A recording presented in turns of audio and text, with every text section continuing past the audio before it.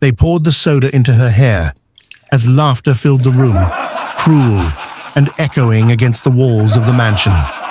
Alina stood frozen, her son Daniel clutching at her dress, his eyes wide with confusion and fear.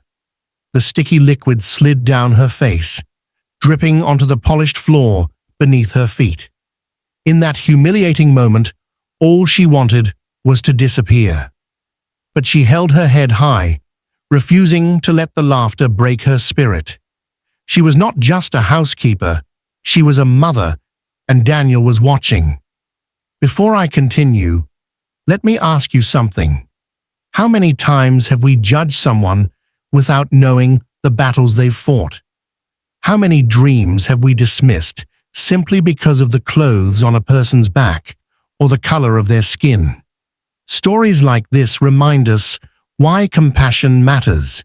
If you believe dignity should never be mocked, then stay with me until the end of this story. Life for Alina had always been an uphill battle. She worked tirelessly in the grand mansion of one of the wealthiest men in the city, Mr. Harrison, a millionaire known for his ruthless discipline and unshakable pride.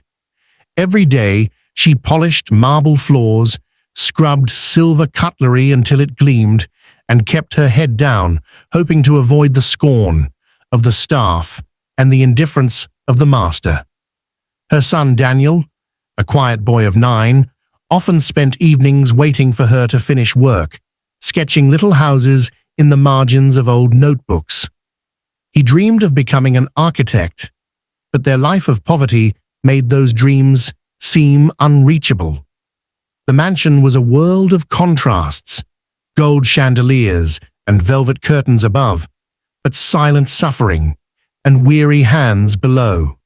For years, Alina endured whispers, jokes, and sometimes outright insults from those who thought their wealth gave them the right to demean others.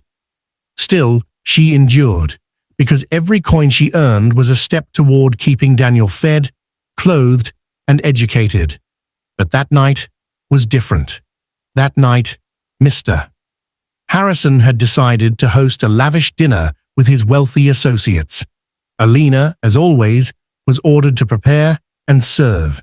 She had no choice but to bring Daniel along, as she couldn't leave him alone. She instructed him to stay quiet in the kitchen, but children have curious hearts, and soon Daniel wandered near the dining hall, clutching his notebook, his wide eyes taking in the glittering lights. When the guests noticed him, the laughter started.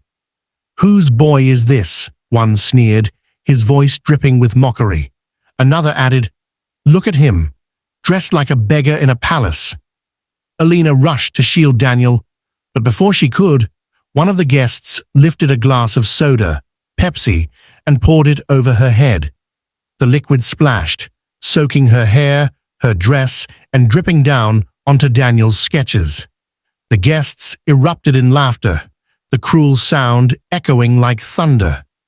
For a moment, silence hung in the air. Mr. Harrison, seated at the head of the table, had not laughed. His eyes were locked on Daniel's trembling hands as the boy tried to save his notebook from the sticky mess.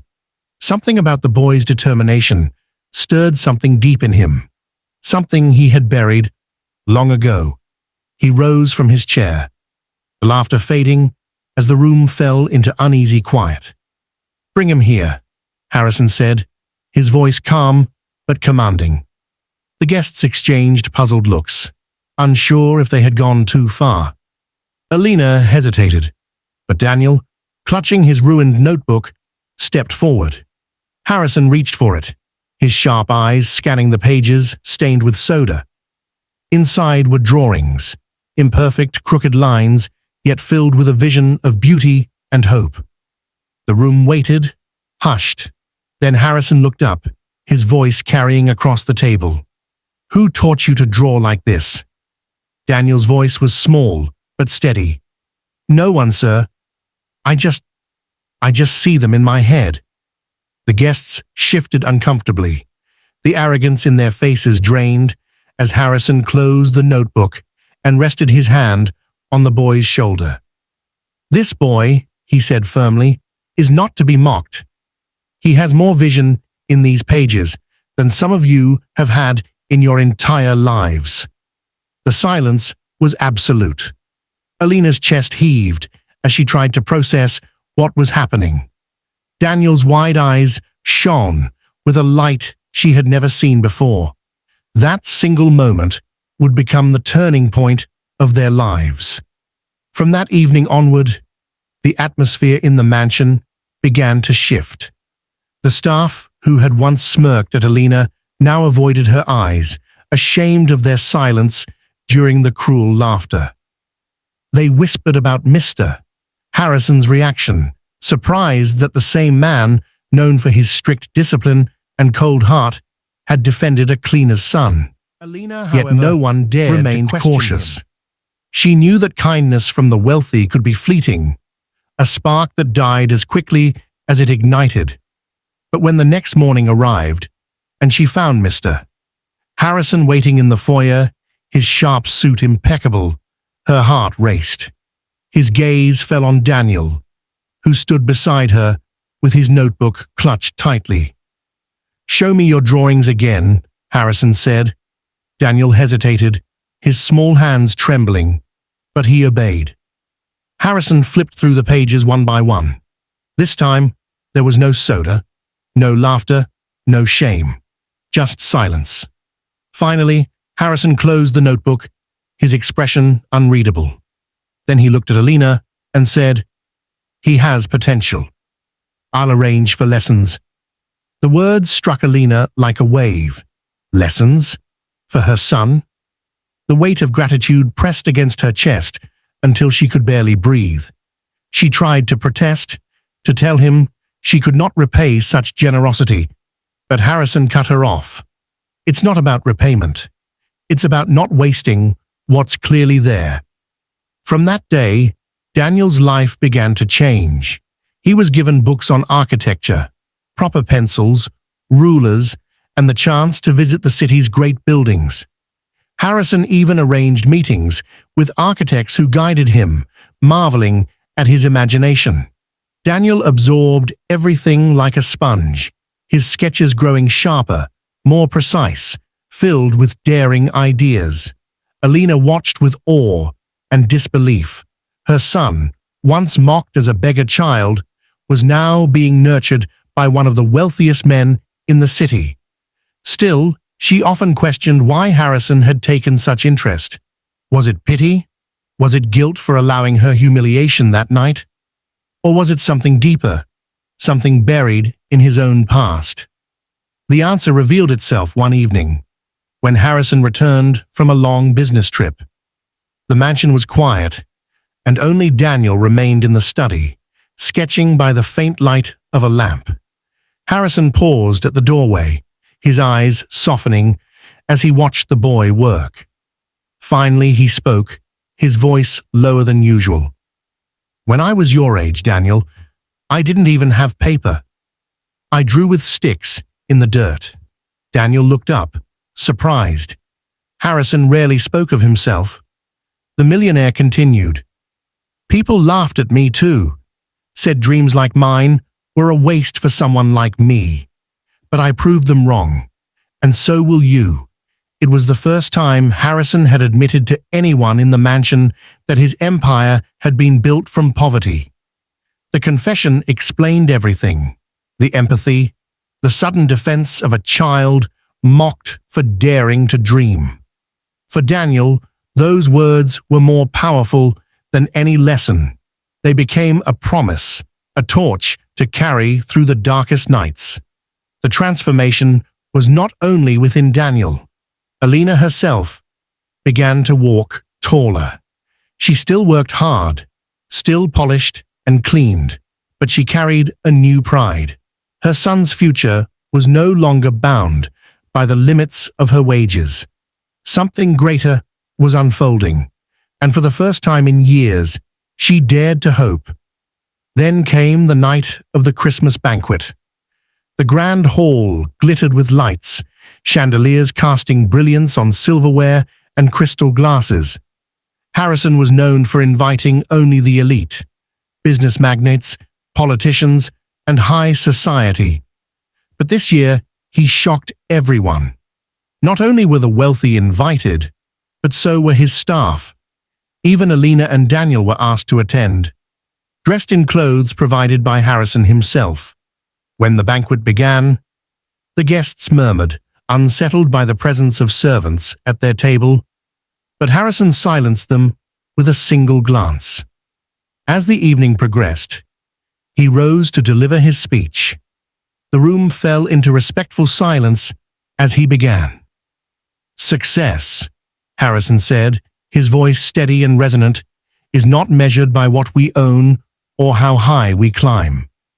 It is measured by what we choose to lift along the way."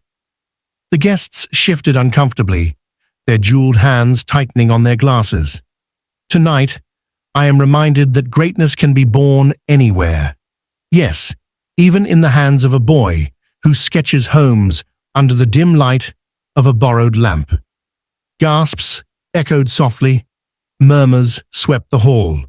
Some were shocked, others intrigued. Harrison rested his hand gently on Daniel's shoulder, guiding him to stand in front of the crowd.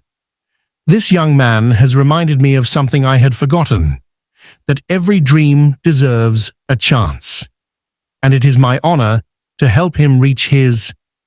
The applause was hesitant at first, then grew louder, filling the hall until the very walls seemed to vibrate with the sound.